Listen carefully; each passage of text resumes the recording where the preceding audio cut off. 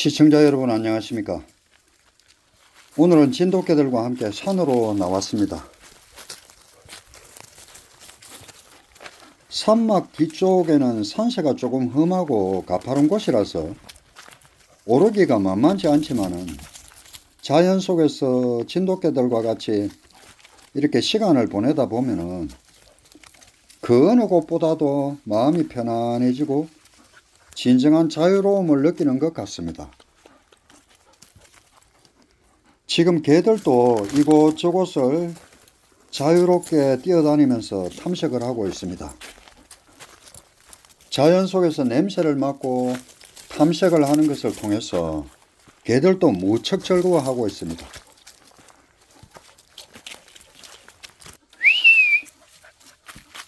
저한테서 떨어져서 탐색을 하다가도 이렇게 부르면은 금세 달려오는 모습에 저는 이 녀석들에 대해서 참 신뢰와 유대감을 느낍니다. 지금 공기는 아주 깨끗하고 상쾌합니다. 산이가 막 뛰고 싶어 하는데 풀어놓지 못해서 조금 마음이 아프네요.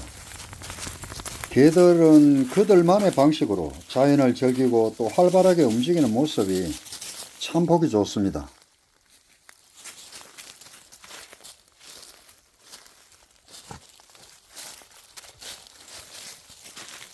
지금 경사가 꽤 가파른데도 불구하고 개들이 마치 물 흐르듯이 경사면을 오르락내리락 뛰어다니고 있습니다.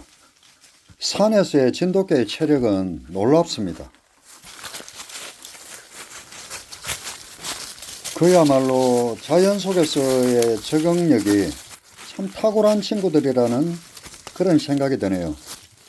지금 개들이 얼마나 즐거워하는지 그 기분이 저도 느껴지는 순간입니다. 오늘은 진돗개의 모색에 관해서 이야기를 좀 해보고자 합니다. 동물에게 있어서 털이라는 것은 추위로부터 체온을 유지하기 위한 것도 있지만 보호색이라는 것도 있습니다. 보호색이라는 것은 주로 동물이 주변 환경과 비슷한 색상을 가짐으로 인해서 적으로부터 자신을 숨기는 생존과 직결되는 아주 중요한 것입니다. 특히나 생존 본능이 뛰어난 자연견종인 진돗개가 진도라는 섬에서 살아남기 위해서 모색은 어떤 색이었을까요? 진도는 육지하고는 떨어진 외딴 섬으로서 오랫동안 고립된 이런 지역의 특성상 진돗개라는 독특한 이런 견종이 형성이 되었습니다.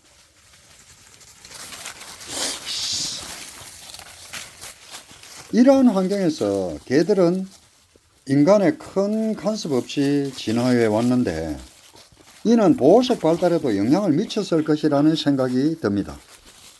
현재 한국의 진돗개 보호육성법에 의하면은 진도에 있는 심사 기준을 통과한 백구와 황구만을 진돗개로 인정을 하고 있습니다. 따라서 나머지 모색의 진돗개는 법적으로는 진돗개가 아닌 셈입니다. 인간도 피부 색깔이 다르다는 이유로 학대받고 차별받고 고통받던 때가 있었습니다. 생김새도 아니고 털 색깔로 차별을 받는다면 이것은 진돗개 보호육성법이 아니고 진돗개 차별학대법입니다. 그래서 저는 진돗개 모색에 관한 부분을 이제는 좀 짚고 넘어갔으면 좋겠습니다.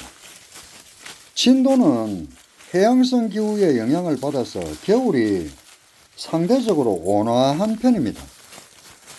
따라서 눈도 적게 오는 그런 지역입니다.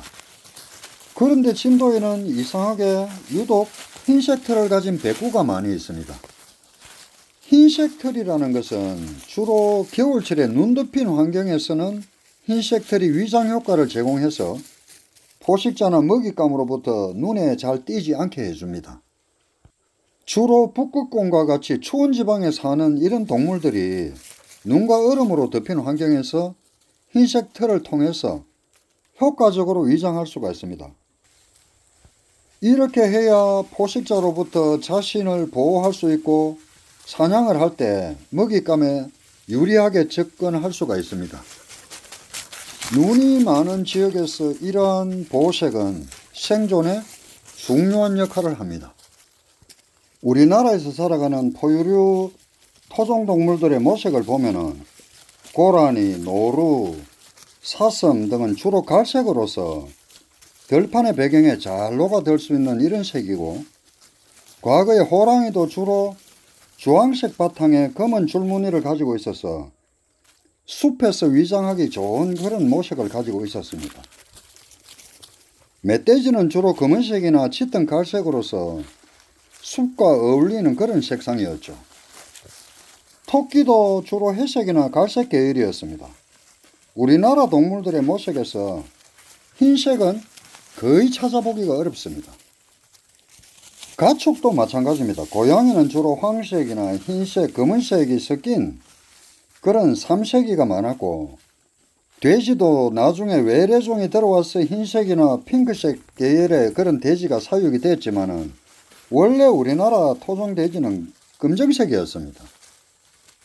개도 주로 황색이나 검정색 또는 칡개라고 해서 젓갈색에 검은 줄무늬가 있는 이런 개들이 전통적으로 많았는데, 가끔씩 흰색 개도 있었는데 이것은 멜라닌이라는 색소 부족으로 가끔씩 흰 개도 나오기는 나왔지만 지극히 적었습니다. 물론 풍산개는 흰색 계열이 많았는데, 이것은 왜 그러냐면은 풍산이라는 지역이 굉장히 추운 지역이라 가지고 자연과의 조화와 보호색 역할을 하기 때문에 그런 겁니다. 그런데 실제로 진도는 온난한 기후에 속하는 그런 지역이기 때문에 굳이 흰색이 보호색으로 적용될 필요는 크지 않습니다. 진돗개의 기원에 대해서는 여러 가지 설이 있지만은 진돗개의 백구가 그렇게 많았다면은 저는 진돗개가 북방견이라는 데 좀 더 합리적인 추론을 가지고 무게를 두고 있습니다. 왜 그러느냐면은 동남아시아와 인도나 아프리카 등의 남방견종들은 주로 검은색이나 갈색 또는 얼룩무늬를 가진 그런 경우가 많습니다. 이러한 모색은 숲이나 초원 같은 다양한 환경에서 보호색으로 적용될 수가 있거든요. 따뜻한 지역에 사는 개가 흰색 모색을 가지고 있다는 것은 자연적으로 적응하기가 아마 어려웠을 수 있을 것입니다.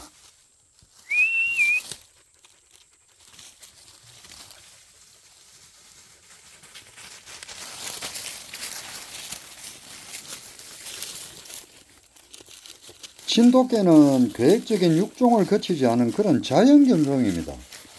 우리 선조들은 집에서 기르는 개를 개량하는 일이 없었습니다.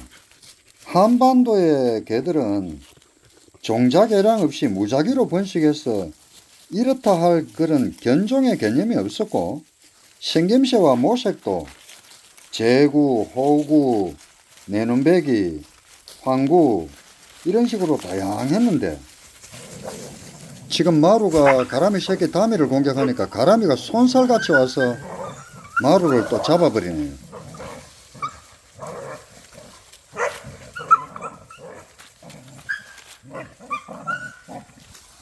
마루 이리 와. 옳지.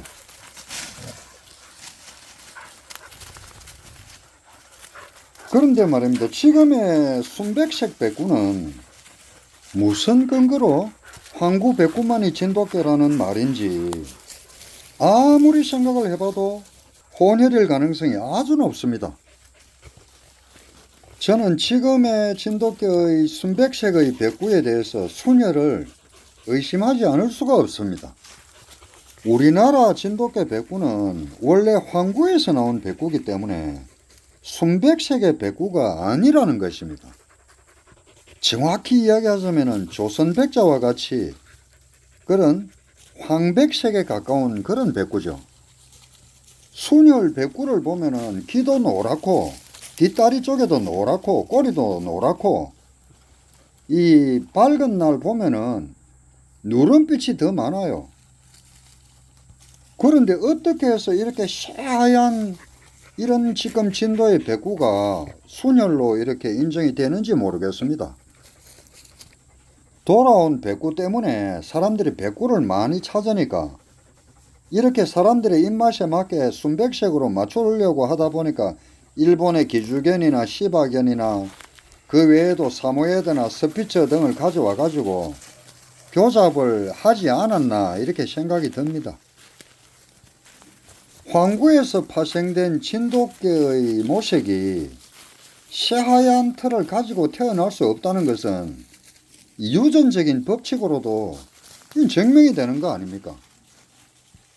우리의 고유한 재래소에도 얼룩소가 있었습니다. 이 칙소라고 그러죠.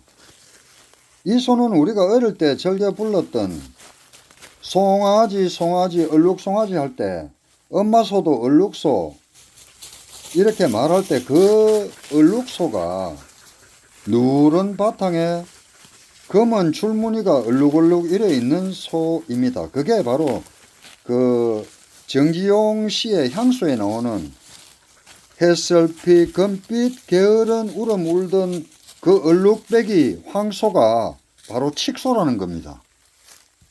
이 칙소가 흑우에서 변종이 됐다 말도 있고 황소에서 변종이 됐다고 이렇게 말하는 사람도 있지만은 엄연히 우리의 재래소인 것은 틀림이 없습니다. 진돗개 호구에 대해서도 여러 가지 이야기들이 있지만은 만약 이런 칙개가 있었다면 지금 탐색을 하고 있는 이 가라미와 같은 색이지 않을까 이런 생각을 해봅니다. 요즘은 종자 전쟁입니다. 식물 종자도 지키기 위해서 국가 차원에서 적극적으로 나서고 있는데 왜 이렇게 우리의 천연기념물 보호에는 관심이 적은지 모르겠습니다. 굳이 왜 있는 것도 없애려고 하는지 모르겠습니다. 우리 세대에서 지키지 않는다면 이 한 세대가 가기 전에 영원히 소멸할지도 모를 자랑스러운 우리의 자산입니다. 우리가 후세에 부끄럽지 않기 위해서라도 흑구나 칡구 같은 이런 진돗개들을 지금이라도 보존해야 되고 없다면은 발굴해내야 된다라고 저는 갈구합니다. 요즘은 개들도 미용실에 다녀오고 한껏 멋을 부리는 이런 시대지만은 우리의 진돗개들은 싸워서 때로는 사냥을 하면서 얼굴에 상처도 나고 흙먼지를 코에 얼굴에 묻히고 다니지만은 이 땅에서 우리와 같이 오랜 시간 친구의 모습으로 이렇게 살갑게 우리와 같이 살아온 그런 개입니다. 모쪼록 토종 진돗개가 더 멋지게 달릴 수 있도록 토종에 대한 재발견이 이루어지기를 바랍니다. 오늘 영상은 여기서 마치겠습니다. 시청해 주셔서 대단히 감사합니다.